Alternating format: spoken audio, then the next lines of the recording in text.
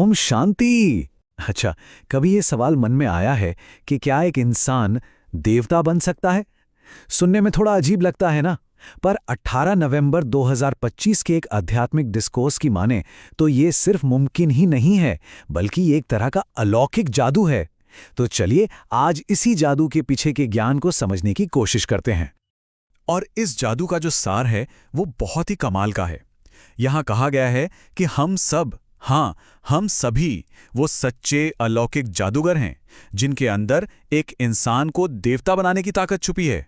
और देखिए, ये कोई हाथ की सफाई या ट्रिक की बात नहीं हो रही, ये एक बहुत ही गहरे, एक आध्यात्मिक बदलाव की बात है। तो सवाल उठता है कि भाई ये आध्यात्मिक जादू आखिर काम कैसे करता है? इसका कोई फॉर्मूला है क्या? इसकी शुरुआत होती है ये समझने से कि अभी हम कहाँ खड़े हैं और हमारी मंजिल क्या है। तो चलिए इस सफर के पहले पड़ाव को देखते हैं। तो देखिए, यहाँ पर दो दुनियाओं की बात की गई है। एक वो जहाँ हम अभी रह रहे हैं, जिसे रावण राज्य कहा गया है, मतलब दुखों और परेशानियों की दुनिया। और हमारा जो लक्ष्य है, जो मंजिल है, वो है राम राज्य की स्थापना। एक ऐसी दुनिया जहाँ सिर्फ और सिर्फ सुख हो, शांति हो। बस इसी बदलाव की बात हो रही है। और इसी दुनिया को, इसी रावण राज्य को दुख धाम भी कहा गया है। नाम से ही साफ है, दुखों का घर। अब यहां एक बड़ी अजीब बात होती है। होता यह है कि हमारे अच्छे भले कर्म भी अनजाने में विकर्म बन जाते हैं, मतलब नेगेटिव हो जाते हैं। और नतीजा, हम पर एक आध्यात्मिक बोझ बढ़ता चला जाता है। और इसी बोझ के चक्र को तोड़ना सबसे जरूरी है। अच्छा, तो रास्ता इतना मुश्किल है, तो इस पर हमें गाइड कौन करेगा? अकेले तो ये सफर तय नहीं हो सकता। तो यहाँ बताया गया है कि हमारे गाइड हैं आध्यात्मिक पिता। वही हमारे असली टीचर हैं और वही वो जादूगर हैं जो इस पूरे बदलाव का ज्ञान देते हैं। ठीक है, तो अब हमें प्रॉब्लम भी पता है और गाइड कौन है ये भी पता है। पर सवाल ये है कि तरीका क्या है, रास्ता क्या है? तो अब जो बात सामने आती है वो बहुत दिलचस्प है। यहाँ दो रास्तों के बीच का एक बड़ा फर्क समझाया गया है। एक रास्ता है कमाई का और दूसरा है सिर्फ खर्च का। और ये फर्क सच में सोचने वाला है। यहाँ देखिए, जो ज्ञान का रास्ता है उसे एक तरह से आध्यात्मिक इनकम या कमाई का सोर्स बताया गया है, और दूसरी तरफ जो भक्ति का रास्ता है उसे खर्च यानी एक्सपेंस की तरह देखा गया है। इसके पीछे का लॉजिक ये है कि सच्चा ज्ञान हमें अंदर से अमीर बनाता है, हमें आगे बढ़ाता है, जबकि भक्ति में हम अपना समय, अपनी एनर्जी सब कुछ लगाते तो हैं, पर वो आध्यात्मिक कमाई, वो रिटर्न नहीं मिलता। तो ठीक है, अगर ज्ञान से कमाई होती है तो ये कमाई वाला ज्ञान, ये आध्यात्मिक इनकम आएगी कहाँ से? इसका सोर्स क्या है? तो बताया गया है कि इसका मूल आधार है गीता, जिसे सभी शास्त्रों का ताज यानी शिरोमणि कहा गया है। यही वो असली खजाना है जहां से इस कमाई का रास्ता खुलता है। अब जब ज्ञान की बात हो ही रही है तो ये देखते हैं कि यह ज्ञान हमारे कर्मों को कैसे बदलता है, क्योंकि आखिर में तो सब कुछ कर्मों का ही खेल है।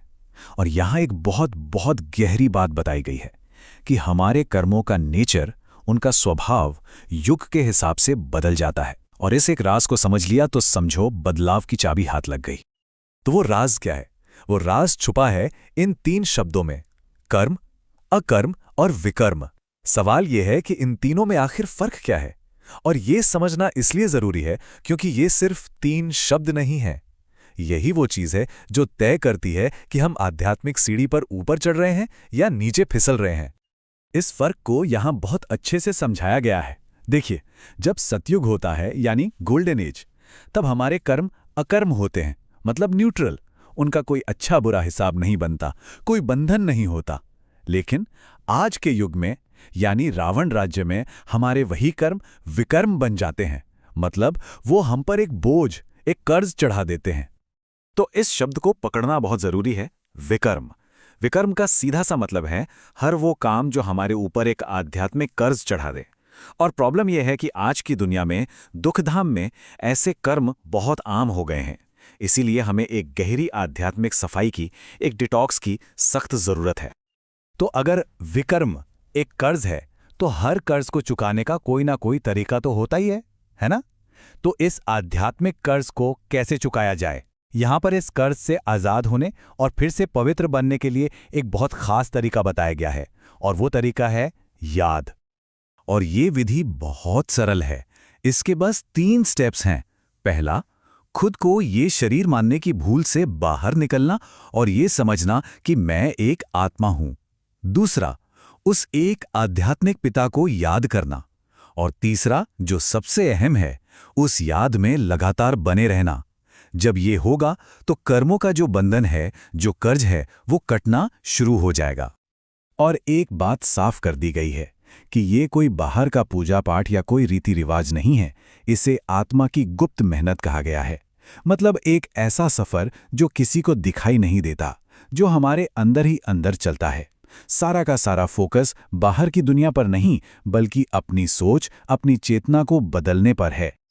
तो इतनी मेहनत, इतना ज्ञान, ये गुप्त मेहनत, इसका नतीजा क्या होगा? फाइनल आउटकम क्या है?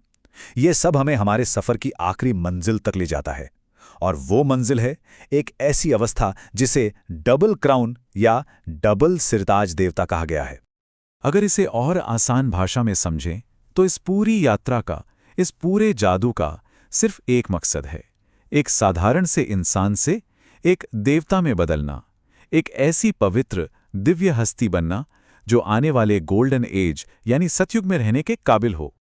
और जो कोई भी इस मंजिल तक पहुंच जाता है, उसे एक बहुत ही खास नाम दिया गया है, स्वदर्शन चक्रधारी। अब इसका मतलब ये नहीं कि उसके हाथ में कोई चक्र या हथियार है, नहीं, इसका मतलब है वो जो अपने आत्मज्ञान का, अपनी सेल्फ रियलाइजेशन का चक्र घुमाता है।